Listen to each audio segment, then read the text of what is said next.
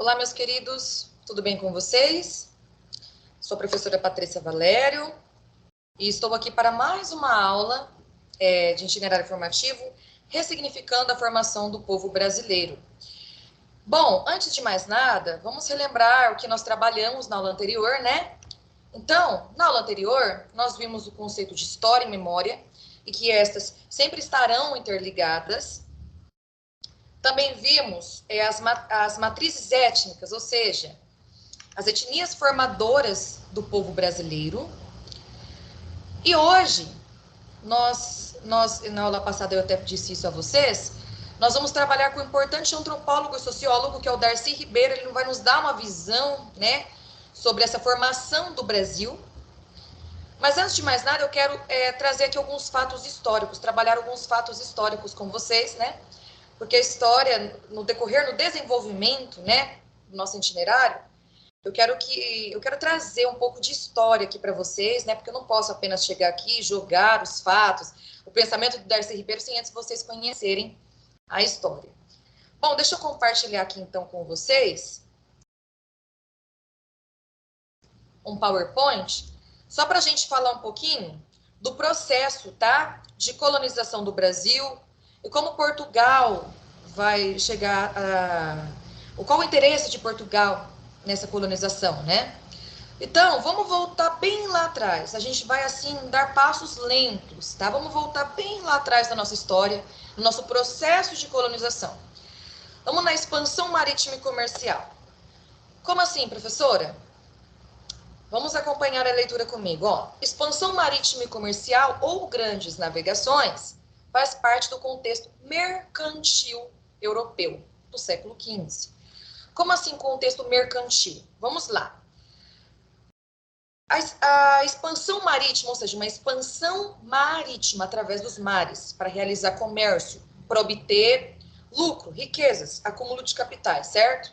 Ela vai estar dentro do contexto mercantil, econômico. Do que, professora? Dos países que estão se formando ali na Europa no final do século XIV, início do século XV. Então, esses países que estão se formando, que eu chamo aqui de estados nacionais modernos, qual que é o principal objetivo deles? Acumular riquezas. Por quê? Um estado nacional moderno, um país recém-formado, ele só se sustenta com o acúmulo de riquezas. Então, quanto mais acúmulo esse país tiver, melhor vai ser para ele. E dentro desse contexto mercantil, desse contexto econômico, há várias características aí, né, que nós vamos citar. Protecionismo alfandegário, balanço comercial favorável, mas vocês não precisam se atentar a isso. E expansão marítima e comercial, né? Que é descobrir novos territórios, novas possibilidades, novas terras, né? Ou seja, novos lugares que possam ser uma nova fonte de renda a esses países, que eles possam lucrar com aquilo. O objetivo é único, lucrar, certo? Então, olha só, gente, onde a busca por um novo mundo, né, por novos territórios, se fazia presente. Continuando a leitura. O principal objetivo era a busca por riquezas, para provocar a acumulação de capitais dos estados nacionais modernos. Os estados nacionais modernos se formaram entre os séculos XIV e XV, e assim eles partiram para o mar, para conhecer novos territórios. Gente, havia a questão de nós precisamos conhecer novos territórios, nós precisamos expandir o nosso comércio, descobrir novas fontes lucrativas. E havia a questão também da curiosidade, o que eu vou encontrar? O que será que está pela frente? E também, nesse período, havia muita questão de mitos, lendas, né? Então, havia um medo no homem europeu, tipo, o que eu vou encontrar pela frente? Aí havia várias lendas, que nos mares haviam monstros, águas envenenadas, sereias sedutoras, enfim.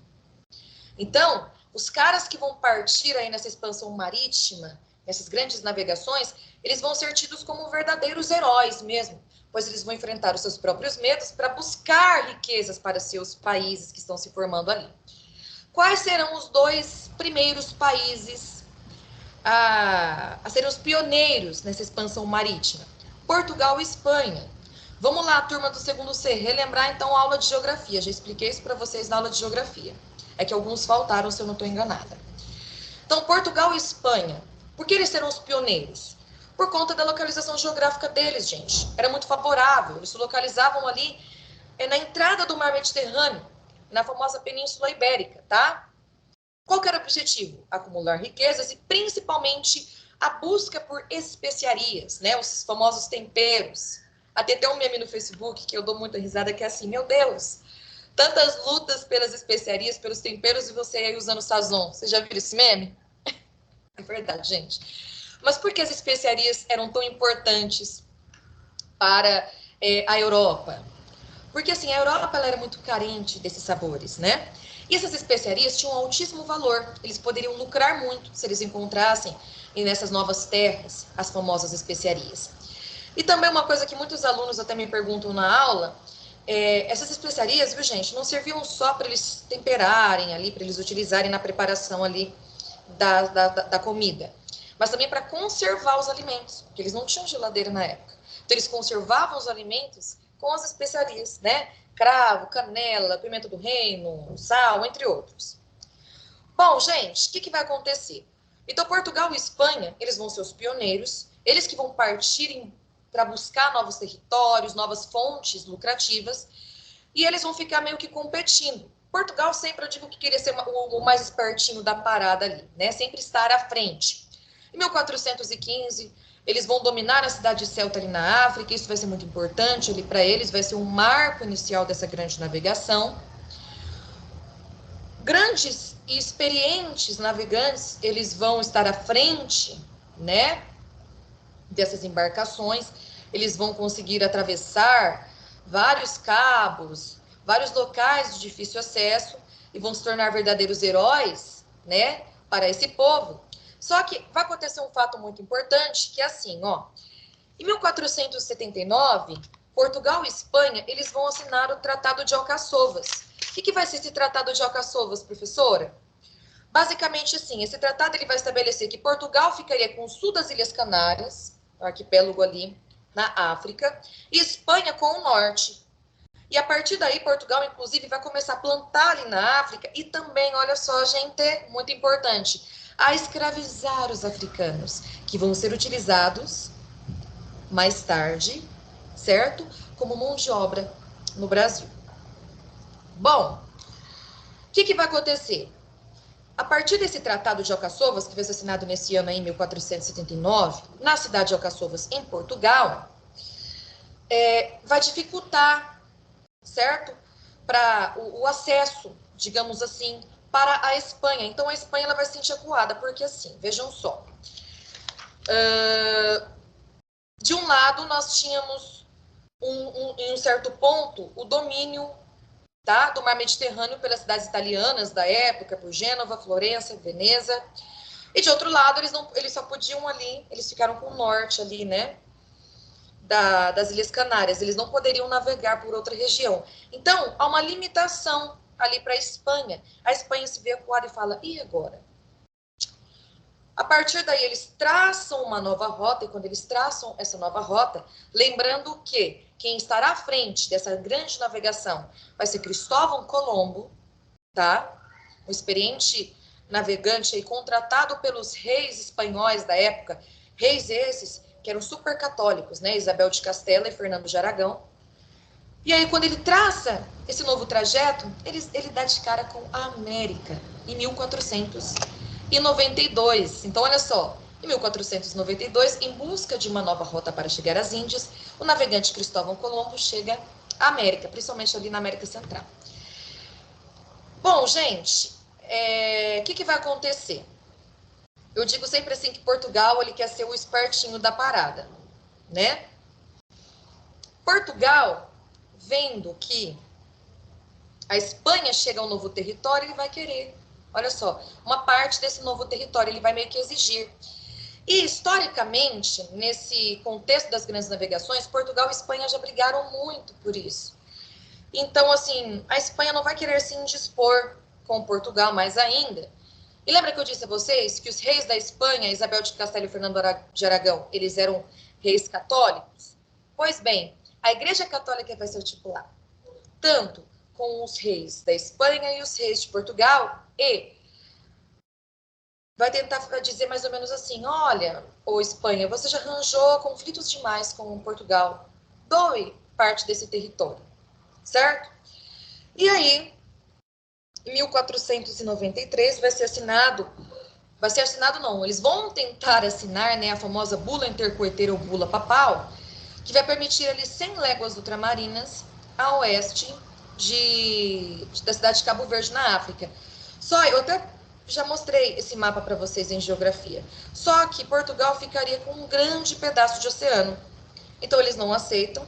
E um ano depois, em 1494, eles assinam o famoso Tratado de Tordesilhas, que vai ser assinado na cidade de Tordesilhas, na Espanha, que vai permitir 370 léguas ultramarinas a oeste de Cabo Verde. Ou seja, agora Portugal vai ficar com um bom pedaço de terra da América. E aí, gente, está a grande prova que Portugal não descobriu por acaso o Brasil. Eles já sabiam da existência das terras, graças ao Tratado de Tordesilhas, que está aí para comprovar.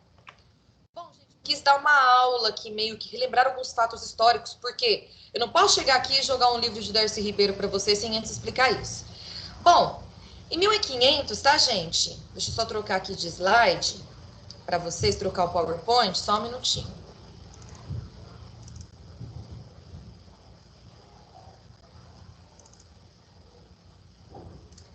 Bom, gente, aí em 1500, os portugueses, eles vêm de fato, né?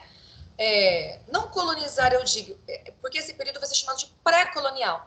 Eles vêm de fato saber o que essa terra, o que esse novo mundo tinha de interessante a oferecer para eles no quesito, assim, do mercantilismo, que pudesse ser lucrativo a eles. E assim, gente, nós temos que relembrar, o Darcy Ribeiro vai falar um pouquinho nesse livro, inclusive.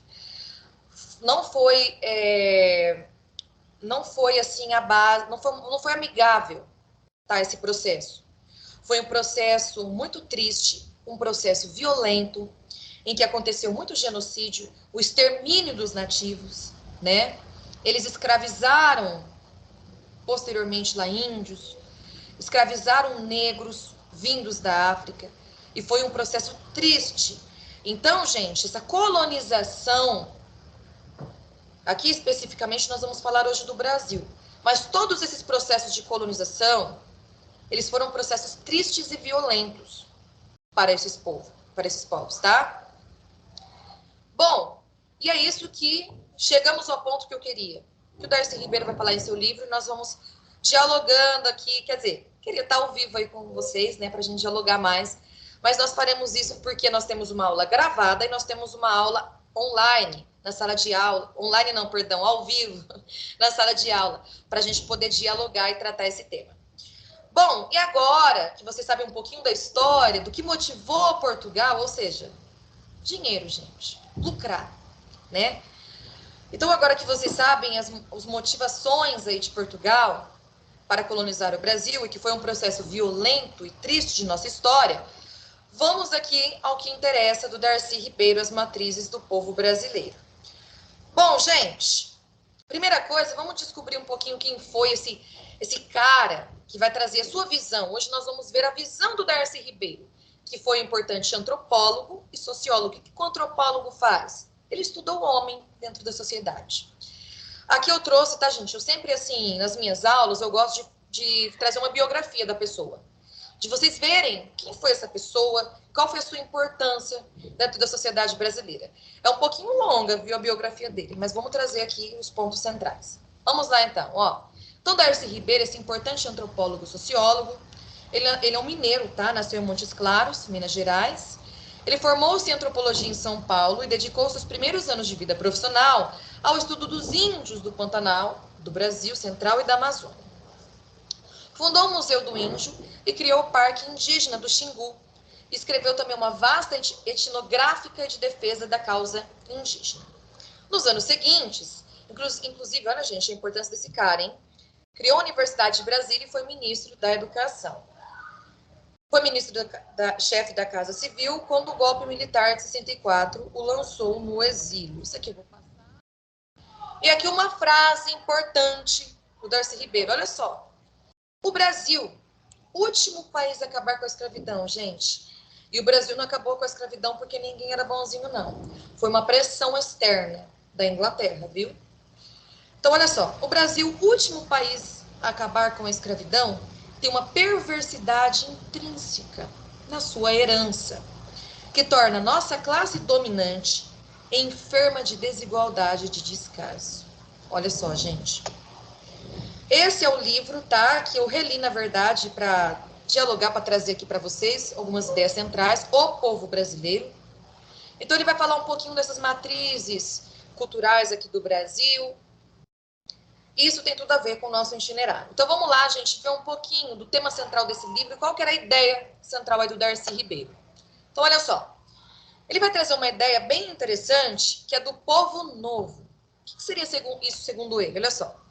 O novo modelo de estruturação societária, né, um novo modo dessa sociedade se organizar, inaugura uma forma singular de organização socioeconômica, fundada num tipo renovado de escravismo e numa servidão continuada ao mercado mundial.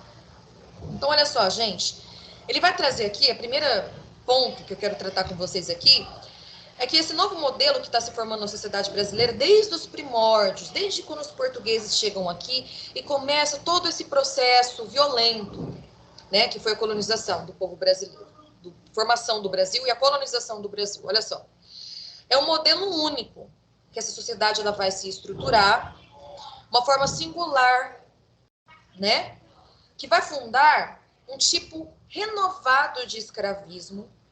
E olha só, gente, uma servidão continuada para atender o quê? O mercado mundial. Aí ele vai trazer as matrizes formadoras do povo brasileiro, que são os europeus, os indígenas e os negros, né? E sua atenção sempre vai se voltar para quê? Para o resultado dessa miscigenação, utilizando essas três matrizes. Mas aquilo lá não, quero vir aqui em outro ponto com vocês. Então, olha só, gente, o povo brasileiro. Lembra que na aula anterior nós usamos esses termos? Pois bem, no seu livro ele vai utilizar também esses termos dos brasilíndios, que é a mesma coisa que os mamelucos, né? Os brasilíndios é o quê? É a mistura do europeu com o índio. E eles serão chamados, então, de brasilíndios. E pelos jesuítas, eles serão chamados de mamelucos, né? Os jesuítas, gente, fazem parte da Igreja Católica, eles vêm trazer a sua fé, impor, melhor dizendo, né? Evangelizar, resgatar almas, né? Porque tem sempre aquela justificativa, gente, dos europeus, né? Eles se achavam superiores. Olha só a questão do eurocentrismo. Eles se achavam superiores a esses nativos. Nós viemos trazer um pouco de cultura. Nós somos mais evoluídos que vocês. E isso se expandia também para a religião. Não havia esse respeito, né? Eles vinham e eles simplesmente impunham aquilo ao povo. E eles tinham que aceitar os povos nativos.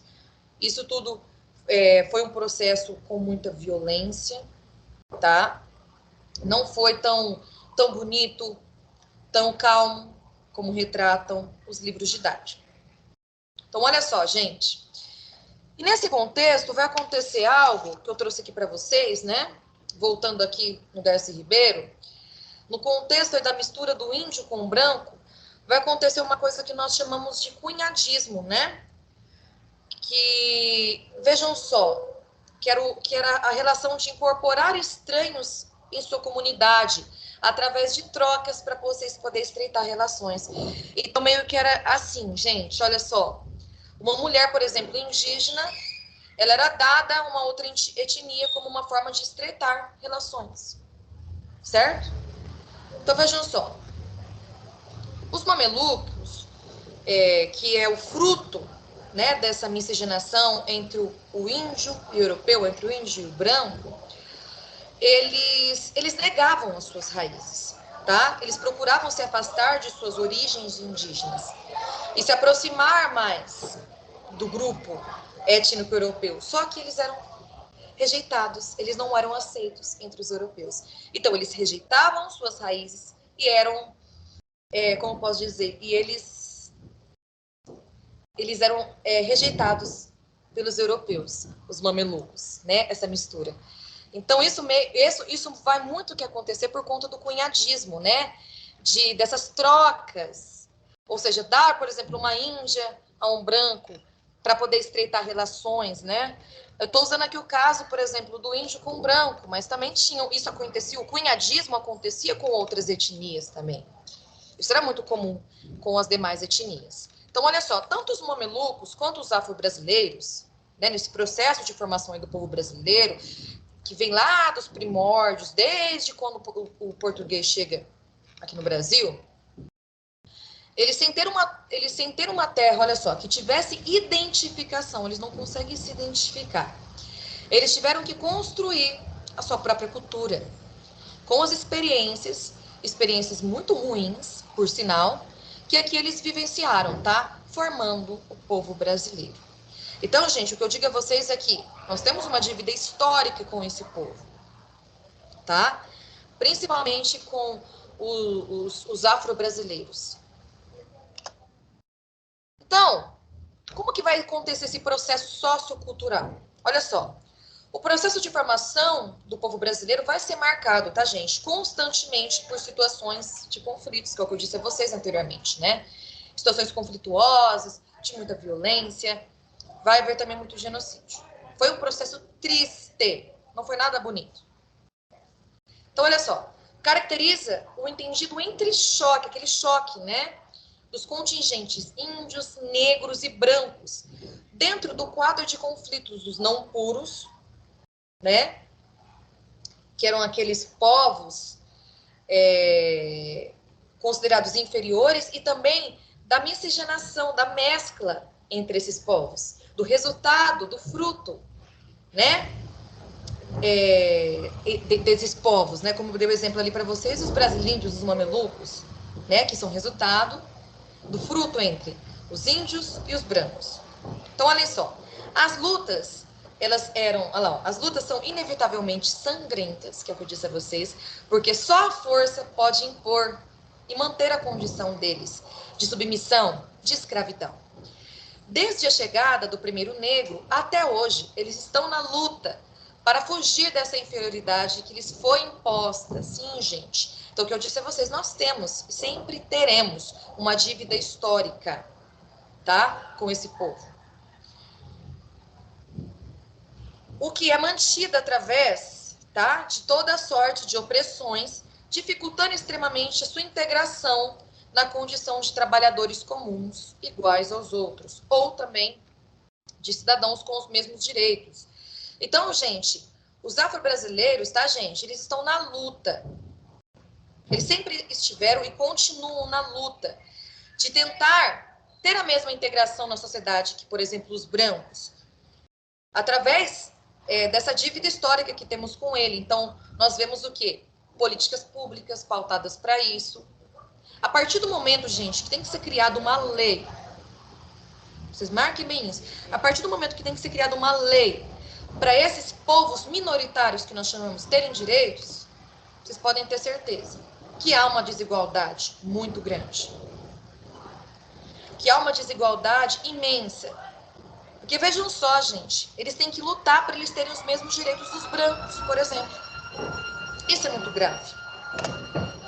Então, olha só, gente, no processo de formação sociocultural do Brasil, o Darcy vê o Brasil, né, esse processo colonial aí, como organização de empresas. Então, olha só, a empresa escravista, como a principal, latifundiária e monocultora, ou seja, que só produzia em grandes proporções de terra, o único produto, como foi, por exemplo, a monocultura aí, vamos dar um exemplo, né, da cana-de-açúcar, que o açúcar era valiosíssimo para a Europa, para o mercado europeu, para Portugal. E sempre tudo que era produzido aqui, nessas grandes propriedades monocultoras aí, era para atender o quê? A Europa. Então, olha só, sempre altamente especializada, essencialmente mercantil, que é o contexto do mercantilismo que eu falei lá atrás para vocês. Ele usa muito esse termo, por isso que eu precisei resgatar alguns fatos históricos com vocês. Outra coisa, olha só, já como forma alternativa de colonização, foi a empresa jesuítica. Olha só a figura dos jesuítas, né? Que eram membros da Igreja Católica que expandiram nas colônias para levar a fé católica, para resgatar almas, sem simplesmente respeitar a religião e a cultura dos nativos, dos povos que ali estavam. Então, olha só, a empresa jesuítica, esta estava fundada na mão de obra servil dos índios. Olhem só, gente. Então, os jesuítas vão ter uma figura do quê, gente? De poder dominar, de escravizar índios. Foi muito triste, foi um processo que, assim, quando a gente aprofundar mais, vocês vão ver mais isso, tá? Na visão de outros autores também. Uma terceira, que tinha um alcance social bastante considerável, foram as múltiplas microempresas de produção de gêneros de subsistência e de criação de gado, né? Baseada em diferentes formas de aliciamento de mão de obra. Dando continuidade. Sua obra surge, então, como um espelho que nós, brasileiros, podemos nos identificar, nos reconhecer. De onde, afinal, vem esse povo tão sofridamente, é um povo sofrido, né? Descrito no livro de Darcy Ribeiro. De onde procede a sua identidade? O autor propõe uma teoria baseada na condição, gente, com o perdão da palavra aí, de ninguémdade. Ninguémdade. Com o perdão dessa neologia, né? Que vai ser o quê? O fruto da miscigenação processada inicialmente entre o colonizador português e a Índia. Mais tarde entre aquele, ou seja, o homem branco, o português, com a escrava negra. Então, Darcy Ribeiro, ele afirma que os filhos brotados desses acasalamentos, né, originam, né, na miscigenação generalizada que passou a caracterizar a etnia brasileira. Ou seja, eles eram ninguém. Eles não eram nem brancos, nem índios, nem negros. Eles ficavam ali meio que perdidos, tentando se inserir em um dos grupos e não conseguiam. Por isso que eu fiz essa neologia aí, ninguémdade. Então, era um produto de uma mistura essa que era rejeitada por qualquer das etnias individuais das quais eram formados. Foi, portanto, dessa condição de Zé Ninguém, eu não sou ninguém, que se forjou a nossa identidade cultural. O fato de que o Brasil, ele se formou economicamente, olha só, muito importante, como um apêndice da Europa, como colônia produtora de bens primários, subordinada à demanda do mercado europeu. Bom, gente, deixa eu abrir aqui novamente. Bom, deixa eu parar. Ah, não, a gravação já... perdão, o compartilhamento de tela já deu certo. Bom, hoje nós vimos isso aqui, tá na aula. Eu quero que vocês façam como atividade para mim, que é o tema da nossa próxima aula. Deixa eu abrir aqui para vocês, só um minutinho.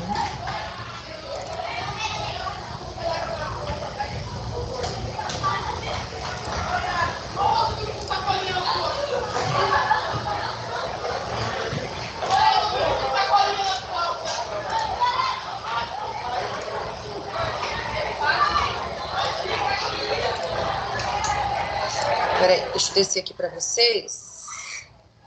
Ó, como nós estamos trabalhando muito com a memória, nós estamos resgatando fatos históricos, né? Para a gente saber, para a gente estudar. Quem sou eu? Né? Como que aconteceu a origem do povo brasileiro? Então, quero que vocês façam essa atividade, tá? Reconhecer pessoas comuns, personagens essenciais ou lideranças de sua cidade e bairros, tá? Que eu quero que vocês se organizem para começar a montar as entrevistas, tá? Então, o que eu posso trazer aqui para vocês? Quero que vocês pesquisem mais sobre história oral, que a gente vai trabalhar bastante na próxima aula, né? Nós vamos trabalhar com as fontes materiais, com as fontes imateriais, né? E aqui eu até, grifei aqui para vocês, com registros orais. O que são esses registros orais? Com o que a história oral trabalha, professora? Testemunhos pessoais e mitos transmitidos oralmente de geração em geração. Hoje, na nossa aula, que nós teremos ao vivo, eu vou explicar melhor isso para vocês, mas eu quero que a partir de agora vocês se tornem investigadores mesmos, tá? Hoje nós temos uma ferramenta muito boa, que é essa daqui, que é o nosso celular, e todo celular tem um gravador. Então, a partir de agora, vocês vão se tornar investigadores. Eu quero que vocês gravem esses relatos dessas pessoas. Eu quero que vocês foquem no quê? Descobrir a história da sua cidade, do seu bairro e quais são os principais agentes históricos ali do seu bairro, né? Então, gente, para a gente começar a se organizar nesse quesito, vocês vão ter isso como atividade, tá? Que é uma recuperação da memória, que trabalhamos na aula anterior, tá? Ou seja, reconhecer o espaço em que vivemos. Andradino, quero que vocês busquem a história da nossa cidade, a história das pessoas comuns e de personagens essenciais, tá? E nas lideranças também, ali do bairro que vocês vivem, tá? Então agora, gente, vamos lá. Vocês vão meio que fazer um papel aí de investigação. Vocês vão se tornar investigadores, tá? Na próxima aula, eu vou trazer um pouquinho fontes materiais e materiais para vocês saberem o que é, e um pouquinho mais de história oral, né, de registros orais, tá bom? Mas é isso, gente. Obrigada, né? A nossa aula deu 33 minutos aí. Vou encerrando, vou ficando por aqui. Façam atividade. E hoje, com a nossa aulinha que nós teremos ao vivo aí, eu explico melhor para vocês, tá bom? Deixa eu abrir aqui. Eu vou ficando por aqui. Obrigada pela participação de todos e é isso. Até mais, turma!